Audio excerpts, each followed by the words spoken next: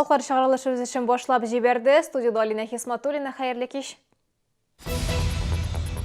14 яшьлек үсмер балалар мәйданчыгында вафат булды. Айнычлы хәл турында тулырак мәгълүмат Гүзәл Шихапова сюжетында. Храм әлегә төзелмәгән, тик кешеләр барыбер йөри. Чаллыда беренче тапкыр дини литургия крәшен телендә узды. Чаллының иң шибәр һәм иң талантлы кызлары бер урынга җыелды. Сабантуй гүзәле 2017 бәйгесенең финалына сайлап алу туры узды.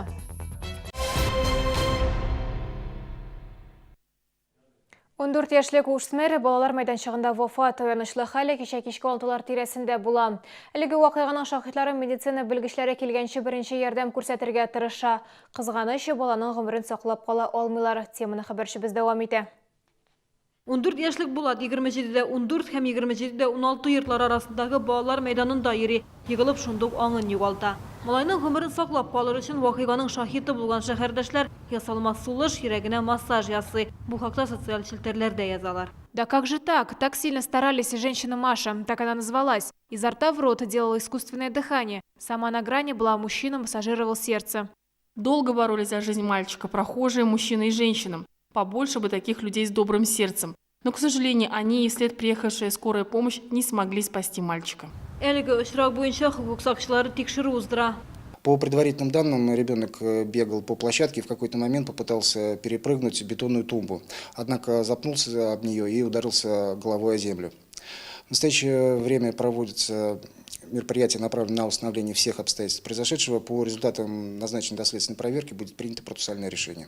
Булат күп балалы имин гаиләдән 29-нчы гимназиядә белем алган, 7-нче сыйныфта укыган. Актив иде дип искә алалар укытучылар, әле кичә генә 6-нчы дәрестә физикадан тәҗрибә эше язып утырган. Ә бүген барлык мәктәп коллективы кайгы уртаклаша.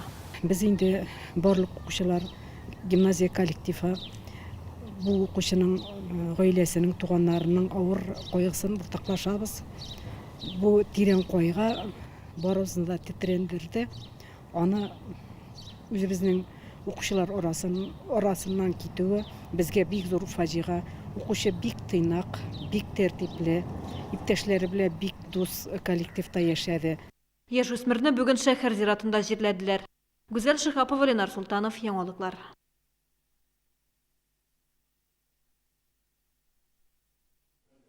Соңгы 5 елда Татарстанда 15-17 яшьлек үсмерләр арасында җәрәхәт алу һәм агулану очраклары 9%-ка арткан.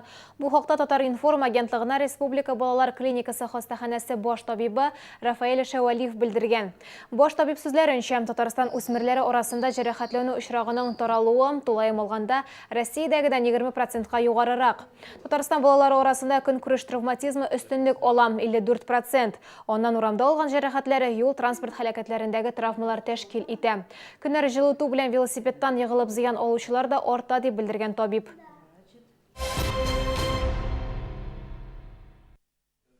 Шәһәрдә беренче тапкыр дини литургия крәшен телендә узды. Чара ачык һавада төзеләчәк крәшен храм урынында үтте. Бинаны узган ел Мәләкәс аръягында төзи башладылар. Әлегә территория кыйма белән генә тотып алынган.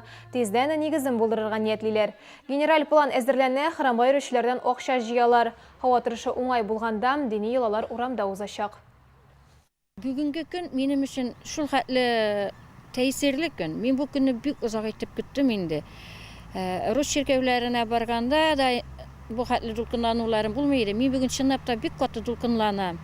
Худаебыз Иисус Христосыбызның ризалыгы белән безнең тиз генә шушы чиркәүбез булып, шушында без килеп, бәйрәмнәребезне үткәрә торган булып, Худаебыздан илебезгә тынычлык, кешеләребезгә тынычлык тели алсак иде. Гөлзада, Гөлия, Гөлшат, Чаллының иң гүзәл, кыю һәм иң матур исемле татар кызлары кичә Чишмә халыклар дуслыгы йортына җыелдылар. Анда Сабантуй гүзәле 2017 шәһәре бәйгесе башланды. Сайлап алу турында 23 кыз катнашты. Туташларның һөнәрләре төрле. Укытучы, артистка, КамАЗ һәм медицина хезмәткәре, студент, мәктәп укучысы. Жюри конкурсантларга нинди таләпләре куйды, кызлар беренче сынауны ничек уздылар, хәбәрчебез Сәрима Әхмәтова күреп кайтты.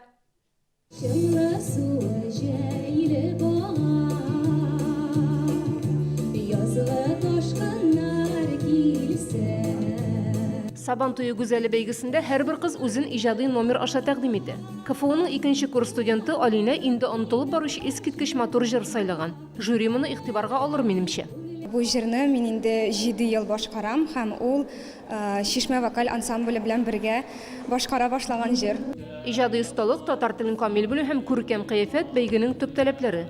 Кызлар берәм-берәм жюри каршына чыга торалар. Ә хөкемдарлар һәр елдагыча иң күренекле мәдәният осталары. Алар үзләре үк аннары кызларны финал чыгышына әзерләячәк. Сәхнә артында да хәлләр кызу. КамАЗ хезмәткәр Альбина бию башкарага җыенса, 5нче хастаханәнең шәфкать туташы Алия шигырь сөйләячәк. Туган ягым шиксез болыннар, сылу ханымнардай кайыннар, мамыктай болытларың, тырыш халкым басуларың. Күңелгә дә син якын, әйтерсең лә минем достым. Сөйләп алу турын уңышлы узган 8 кыз финалда көч сынашачак. Аңа кадәр туташлар бию, вокал, модель сәнгате буенча мастер-класслар узалар. Фото һәм видеосъемкаларда катнашалар. Кызларның татар халкының тарихын, туган телен белүен быел жюри аеруча нык тели. Милләтебез белән, аның тарихы бүгенгесе белән ныграк кызыксынырга. Шул җитеп бетми. Ә гомумән безнең кызлар искиткеч. Әле мондый кызлар барында Аллага шөкер диярлек. Сабантуй гүзәле 2017 бәйгесенең финалы 29 июньдә узачак. Рим Әхмәтова, Алексей Иванов, Яңалыклар. Заман яшьләр үзәгендә Чаллы һәм КамАЗ төзелешенә багышланган онлайн музей ачыла. Аның үзенчәлеге шунда экспонатлар турындагы мәгълүмат яшьләр үзәгенең рәсми сайтында һәм ВКонтакте төркемендә дә урнаштырылып барачак. Биредә төрле кызыклы вакыйгаларга нигезләнгән тарихи хатирәләр дә урын алачак. Хәзер Заман яшьләр үзәгендә экспонатлары кабул итәләр. Шәһәрдәшләр үзләренең фотосурәтләрен, комсомол билетларын, таныклыкларын, медаль, күкрәк билгеләрен, хатлар белән уртаклаша ала. Ә хәзер реклама шартындагы мәгълүмат җитештерүдән кулланучыга кадәр 24 сәгать эчендә Чаллыда яңа ит җитештерү ачылды. Танылган эшмәкәр республиканың Дәүләт Советы депутаты Вадим Махеев үзен яңа тармакта сынарга булган. Ул ел азагына кадәр Чаллының күп кенә кибетләрен туңдырылмаган ит белән тәэмин итәргә тели. Казылы һәм деликатеслары базарны 25% яуларга мөмкин. Ит җитештерү кабул итү цехыннан башлана бирегә көн сайын 7-8 тонна дуңгыз, сыер һәм тавык ите китерелә. Аннары аларны бүләләр, ахырдан капларга тутыралар. Эссында ит цехы 2 ел элек эшли башлаган. Шул вакыттан бирле республикадагы мал асраучылар белән элемтәләр урнаштырылган, җитештерү темпларын арттырганнар, сыйфатка зур игътибар бирәләр. Быел фермерский угодья маркалы продукция Эссен сәүдә үзәкләрендә сатыла. Сейчас мы говорим, что от производителя до полки время прохождения мяса это 24 часа. То есть мы даем гарантию качества нашему продукту. Очень жестко смотрим, во сколько убой, во сколько поступило к нам на переработку, на разделку, во сколько это поступило на полке. Чаллыларга 30 төрдән артык ит продукциясе тәкъдим ителә. Бу туңдырылмаган ит, казылык, шашлык, кәтлитләр, пилмәннәр һәм башкалар. Киләчәктә оешма хәләл продукция җитештерү өстендә эшләячәк. Якын арада Эссен үзләрендә җитештерелгән сырлар сатачак. Гүзәл Шихапова, Ксения Антонова, Ленар Султанов, Яңалыклар. Сатып алучыларга бәйрәм Чаллыда Удмуртия күргәзмә комплексының бөтен Россия ярминкәсе эшли. Анда илнең дистәләгән предприятиеләре үзләренең иң яхшы товарларын алып килгән. 32нче комплекстагы мегастрой кибет янәшәсендә һәркем үзенә кирәкне таба ала.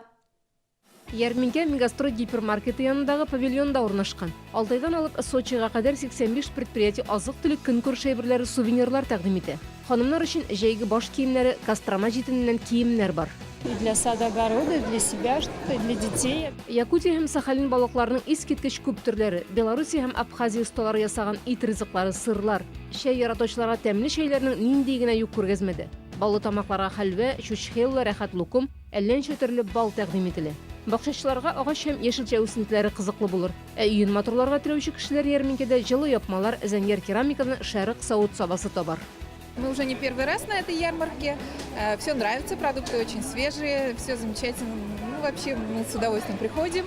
Ярминкә ял көннәрендә иртәнге сәгать 10-нан кичке 7-гә кадәр эшли. Ә дүшәмбе 22 майда 10-нан 16 сәгатькәчә.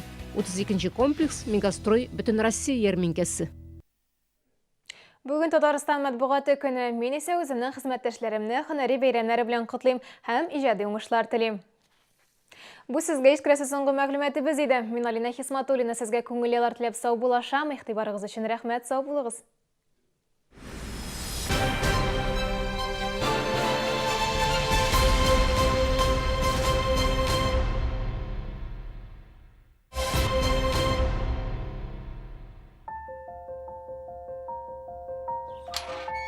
Мясная продукция компании «Эссен» поступает с лучших фермерских хозяйств Татарстана. Доставка мяса от фермерского хозяйства до полки в магазин осуществляется каждый день и к 8:00 попадает на прилавки наших магазинов.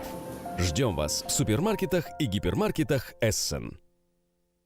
Собираешься ехать в Казань за новостройкой? Мы уже здесь. 19 и 20 мая распродажа квартир от застройщиков Казани. Цены от 1 050 000 рублей. Экспокама. Телефон в Казани 210 07 70. 24 мая. Мировые хиты в исполнении ансамбля органистов. На сцене органного зала лауреаты международных конкурсов Ильсеяр Сулейманова, город Набережные Челны, и Вероника Лопарева, город Казань.